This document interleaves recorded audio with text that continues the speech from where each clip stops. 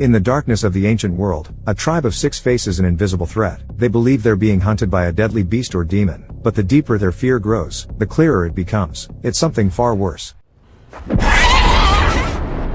Upper Paleolithic Europe, 45,000 years ago, a group of 6 people arrives on the shores of an unfamiliar land, searching for a better life. Leading them is Adem, accompanied by his younger brother Geir, his 11-year-old son Haran, his pregnant partner Av, the wise elder Odil, and a wandering girl named Bea. But after just a few days, they realize this land holds hardships they never imagined. It feels cursed, no crops grow, no game roams, and the relentless wind turns survival into torment. None of them have eaten in over a week, and the starvation is beginning to take a toll on both their bodies and minds. For Avenu, the struggle is even harder. She must care not only for herself, but for the unborn child she carries. Late one night, huddled around a dying fire, the small tribe tries to make a plan for the morning. Adem knows their only chance of survival is to head into the mountains, where they might find a sheltered cave to call home. Meanwhile, young Haran, missing his mother, asks someone to tell him a bedtime story. Av, distant and exhausted, refuses to take on the role of the boy's late mother, even when Adem gently asks her to. Instead, old Odil steps in, offering to tell Haran a story. It's a captivating tale, though tinged with sorrow. It's their own story, retold like a legend, the tale of 6 souls who left behind dangerous lands in search of hope. After surviving storms and treacherous waters, they reached a strange new place, but the brutal truth of their surroundings shattered their dreams. They don't know what the future holds or even if they'll live to see another day. Still, Adem pleads with them to keep believing. As Odil ends the story, he warns, half in jest, that the worst always lurks in the dark. He has no idea how right he is. Something is watching them, circling nearby, hidden in the shadows. The next morning, the group gets ready to move out. Bea is about to eat a weed lying on the beach shore, but Geir stops her, warning that it's unsafe and could be poisonous. Bea realizes that the leader's younger brother has feelings for her, and she feels the same, but hunger isn't something feelings can fix. She knows that if they don't find food soon, someone from their group will have to be killed. She wishes it could be the old man, Odil, since he's useless, but suspects the others would be more likely to target her instead. Geir promises to protect her and do whatever it takes to keep her alive. The group sets out, eyes fixed on the distant mountains, their only hope for shelter. They aim to reach them within 3 days, though that means enduring the journey without food or water. After the first day, it becomes clear that Av can't go on.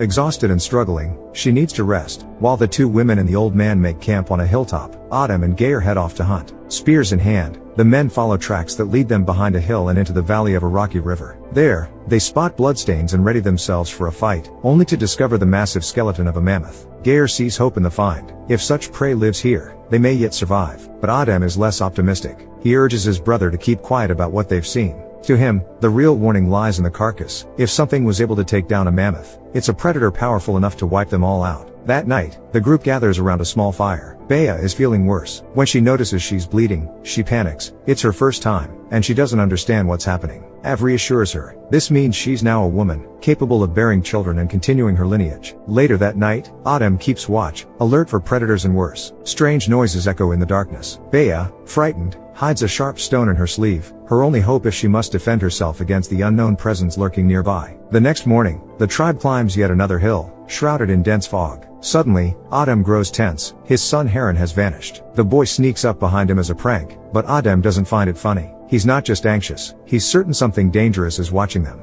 waiting to strike the weak and the unaware. As the group pauses again so Av and Odil can rest, Adem and Geir go hunting once more. Ahead of them lies a deep, dark forest. Adem suggests they go around it. Walking through would be too risky. Geir hesitates. Taking the long way means doubling their travel time, and not everyone may survive that. That night, Av's condition worsens. She's starving, and her pregnancy makes it unbearable. With no food, Odil turns to ancient chants, ritual words meant to soothe the hunger and focus her will to survive. He draws on every piece of wisdom he has to calm the young woman. Instead of staying by Av's side, Adem wanders into the dark, toward Bea.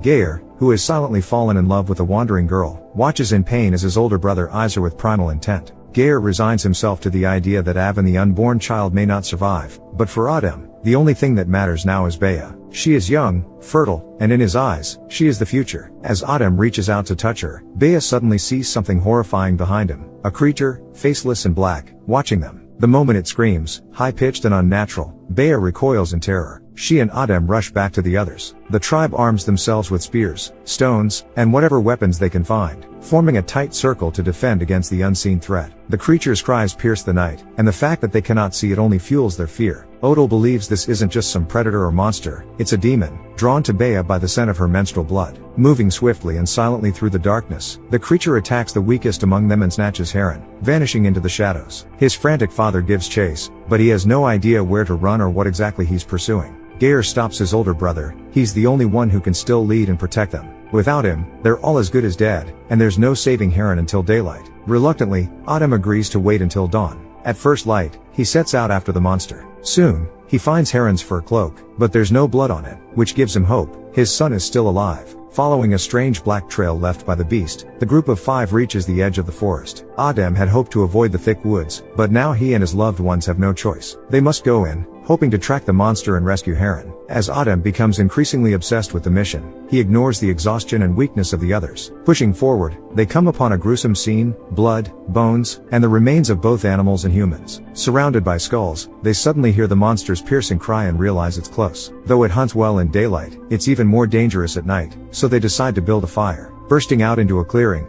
Bea quickly lights a fire to protect the group, but the creature keeps circling, closing in on their camp, terrifying the women and the old man. Adem knows he can't afford to show fear. He listens carefully, locates the beast by sound, and hurls his spear into the darkness. When a sharp screech cuts through the air, he guesses he's wounded it and charges in after it. But chasing a slow-moving target in the night, Adem soon realizes he's the prey now. In the pitch-black woods, it's the monster that hunts. Adem tries to back out, fear taking hold, but it's already too late. The creature ambushes him, and the others hear only his scream and desperate plea for help. Bea begs Geir to stay, but he can't abandon his brother. He runs toward the screams and disappears into the dark. A few minutes later, Geir returns, carrying Adem's broken body and lays him by the fire. Adem is alive, but barely. His injuries are grave, and it's clear he won't make it. Realizing this, Bea makes the hard decision to end his suffering. She kills the group's leader. Moments later, Av collapses from a sudden fainting spell, not grief over the father of her unborn child, but hunger so severe it could kill her at any moment. With no food in sight, Bea offers a grim solution. They should cook Adem. As horrifying as it is, she believes he would have wanted to save his family this way. The others agree. Bea takes part of Adem's body and roasts the meat over the fire. This act helps them regain strength and rest, but Geir refuses to eat his brother. Instead, he buries what remains. A little later, the 4 survivors gather to decide what to do next. Geir wants to hunt down the monster to avenge his nephew's abduction and his brother's death. Bea argues they need to find shelter if they want to survive. Odal and Av, however, are convinced the creature is a demon, and that it demands a sacrifice to leave them alone. Blaming Bea and her menstrual cycle for their misfortunes, the old mystic suggests offering the wanderer as a sacrifice, but Geir is firmly against it. Taking up his fallen brother's spear, Geir steps into the role of leader and pushes the group forward. They try to reach the mountains, struggling through a harsh and unforgiving path. All the while, it feels like the creature is near, watching them. Still, they press on. After an exhausting day's journey, they come across Adem's corpse and realize with horror that they've been walking in circles. Geir has failed them. He can't protect or lead them. Something has to change. Odal returns to his earlier idea. A sacrifice must be made to appease the demon. Av agrees, and the 2 of them seize the wanderer, dragging her toward the clearing where they'd once found blood and bones. Geir tries to stop them, but they shove him aside. He hits his head on a rock and blacks out, helpless to defend the girl. The monster lurks nearby, watching it all unfold. Just as they prepare to offer the girl, Bea fights off Odal and helps the girl escape to a safe distance. Enraged, the old man turns his fury on Avenue. He stabs the pregnant woman in the belly, planning to sacrifice her instead. In her final moments, Av grabs Odal's leg. He stumbles, snapping his ankle, leaving him completely immobile. That night, under the eerie glow of the northern lights, Odal watches as the creature drags Av's lifeless body away. At dawn, Bea finds Geir and urges him to stay quiet. The monster is still nearby. Hiding together, they witness a chilling scene. The monster watches Odal bleed out, waiting patiently for his final breath. Bea and Geir take their chance. Attacking from both sides, Bea jumps the creature from behind and knocks off its mask, a skull coated in black slime. For the first time, they see the face behind the terror. What they'd believe to be a demon is something else entirely.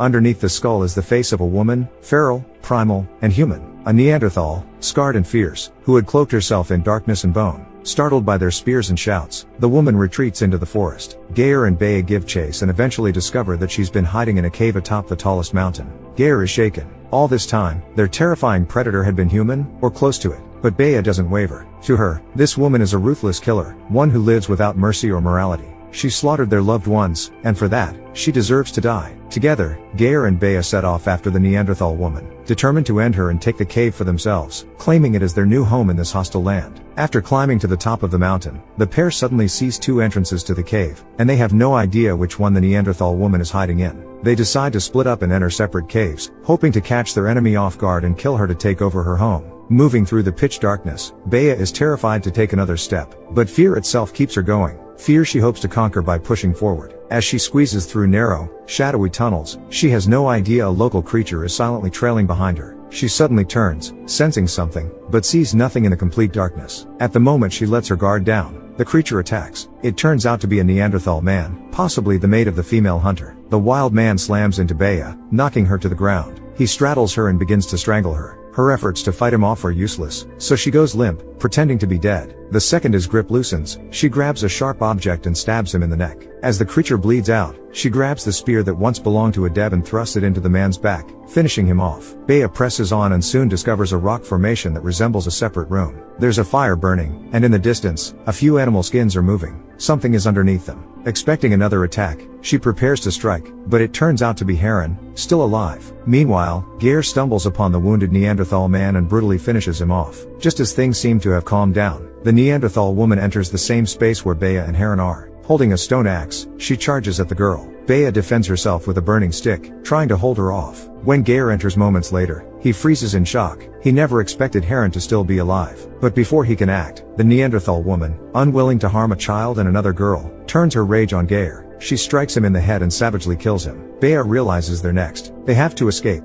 She lights a fir mat on fire, quickly filling the cave with thick smoke. Breathing becomes impossible. Anyone who stays inside will die. Thinking fast, she finds a vertical opening leading outside. She helps Heron climb up first and scrambles out behind him. The Neanderthal woman also tries to escape, but gets stuck at the top of the passage. She begs for help. Heron reaches out to pull her up, but Bea attacks, slamming a rock into the woman's head and killing her. Heron is devastated. To him, the Neanderthals weren't monsters. They were people, not so different from them. They didn't mean harm and hadn't kidnapped him. They took him in to care for him. They gave him shelter, warmth, and food. But no one ever saw that. Everyone just treated them like enemies. Bea doesn't agree. In her eyes, they were still monsters, ones that killed most of their group. A little later, Bea and Heron return to the cave, where they find Av's body prepared for burial. Only then does Bea begin to regret killing the Neanderthals, realizing they were just people, scared and uncertain, just like their own group. Having come to this understanding, Bea and Heron bury the Neanderthals along with their fallen companions. The cave becomes their home, not just a shelter, but a symbol. They are the first of a new kind of people. Bea knows many mistakes were made, but now they have a chance to start fresh, carrying the lessons learned from everything they've been through. When pushed to the limit, the heroes start to lose their humanity. But what is true barbarism? Is it simply ignorance, or is it the decision to abandon morals in the name of survival? Is morality something only the well-fed and safe can afford? Drop your thoughts in the comments down below, smash that like button, and don't forget to subscribe. Catch you in the next video.